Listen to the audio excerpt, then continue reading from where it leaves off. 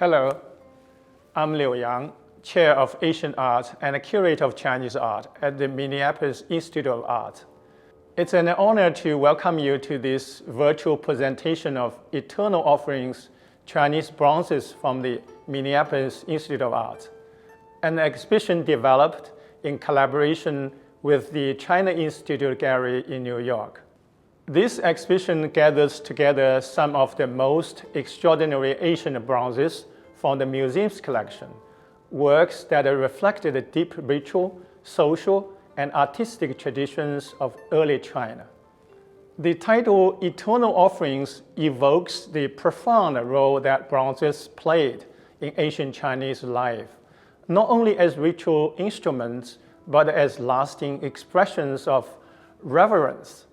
These objects were created to honor ancestors, affirm cosmic order, and ensure continuity between living and the dead.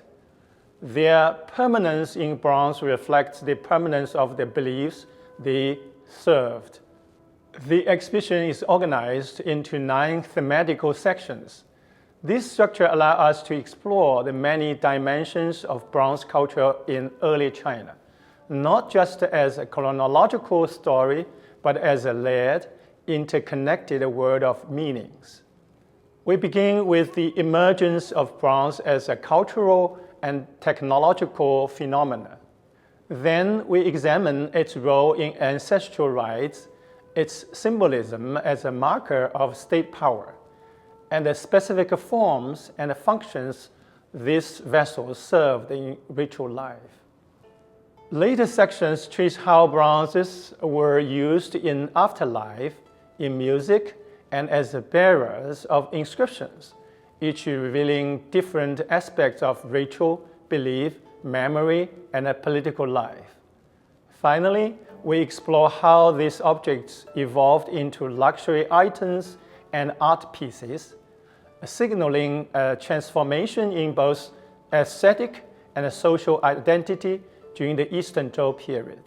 Through this journey, we come to see these bronzes not only as archaeological treasures, but as vessels of sacredness, belief, and artistic imagination, eternal offerings from a vanished world. Let us begin.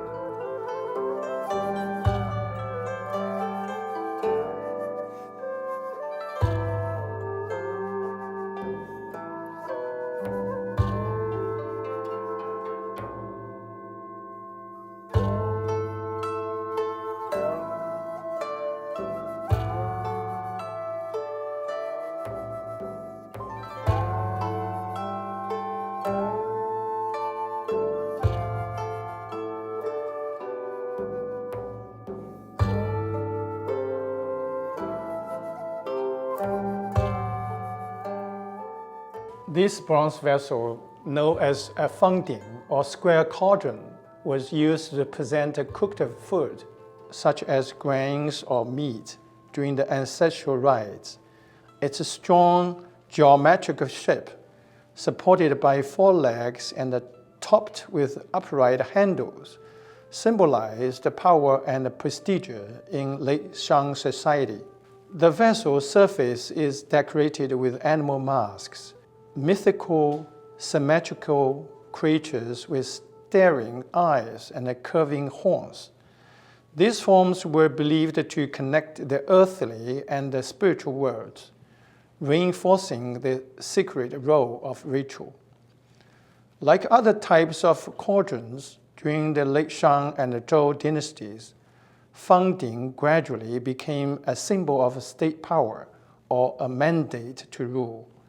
They were often part of larger sets used in ceremonial feasting. Their presence in tombs emphasized the deceased's continued authority and status in the afterlife.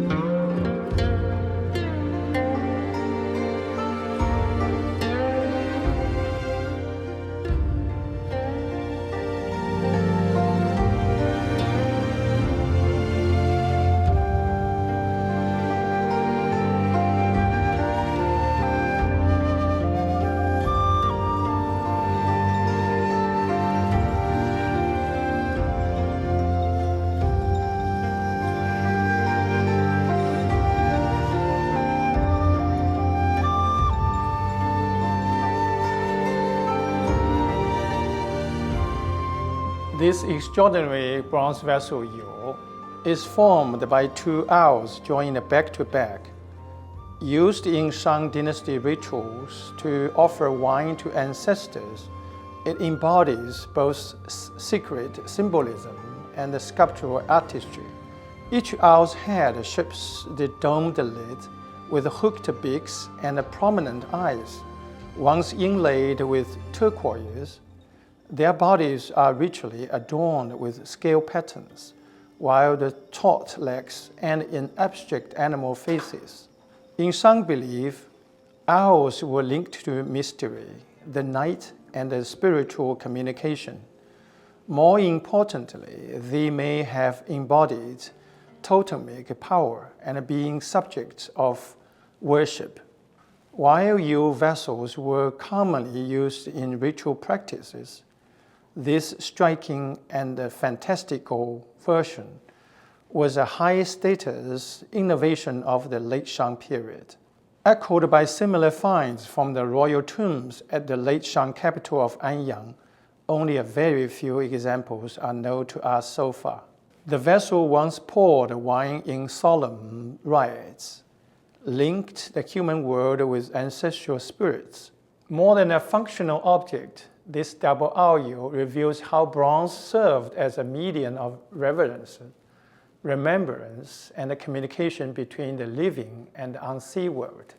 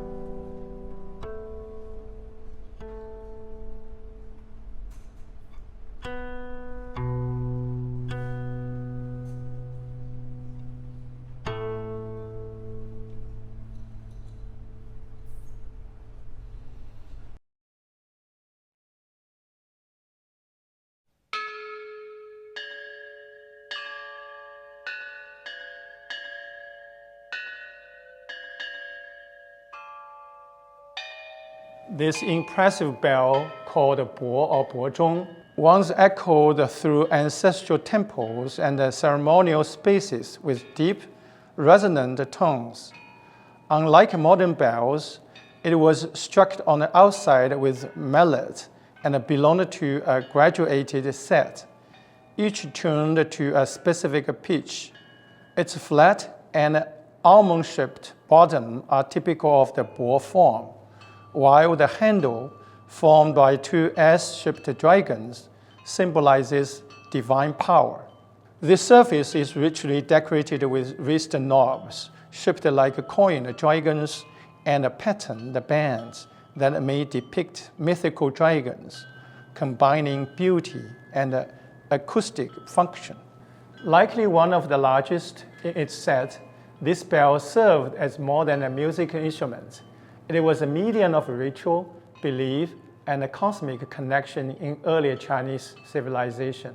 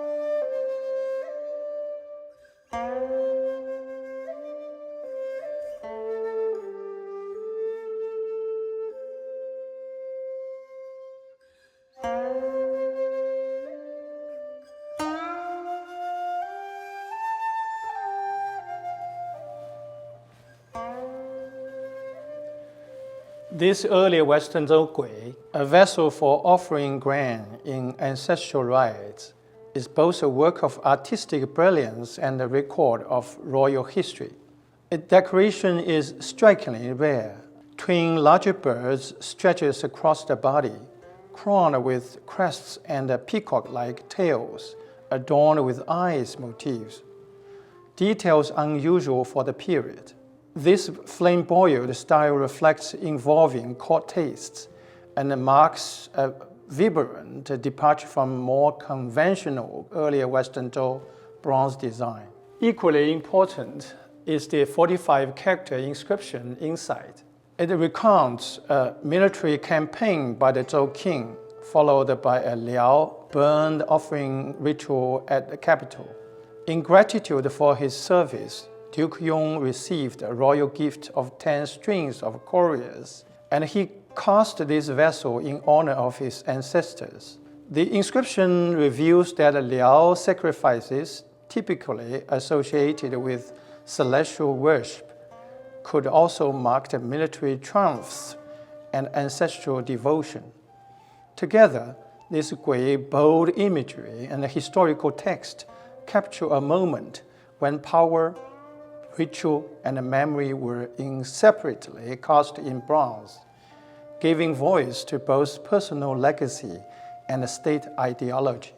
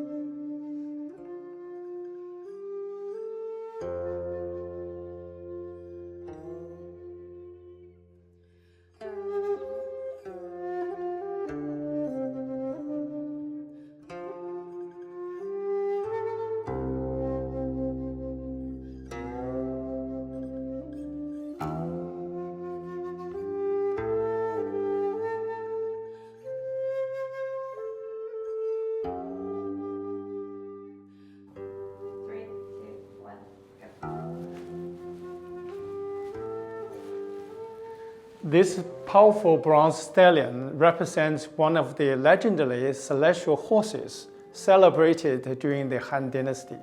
These horses, imported from Fergana in Central Asia along the Silk Road, were famed for their strength, stamina, and almost mythical ability to sweat blood, a description likely inspired by parasitic skin condition that produced red tin sweat.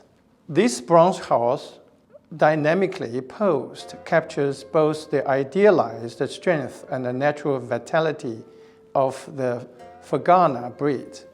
With its taut muscles, raised neck, and a flared nostril, it embodies the Han admiration for the animals as symbol of prestige and cosmic power.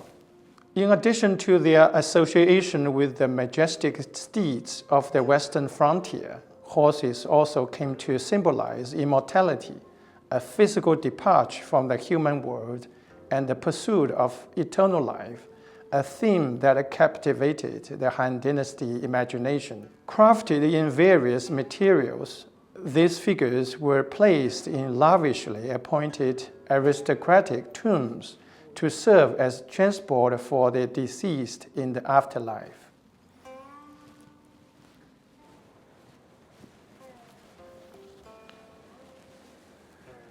As we come to the end of this exhibition, we are reminded of how central bronze vessels were to early Chinese life. These objects were not only tools for ritual, they were carriers of memory, belief, and identity. They connected to people, to their ancestors, to the heavens, and to one another. Over time, they also reflected the changing ideas of art, power, and society. Even today, thousands of years later, these bronzes speak to us. They invite us to think about how we remember, how we honor, and what we value. Thank you for joining us on this journey through eternal offerings.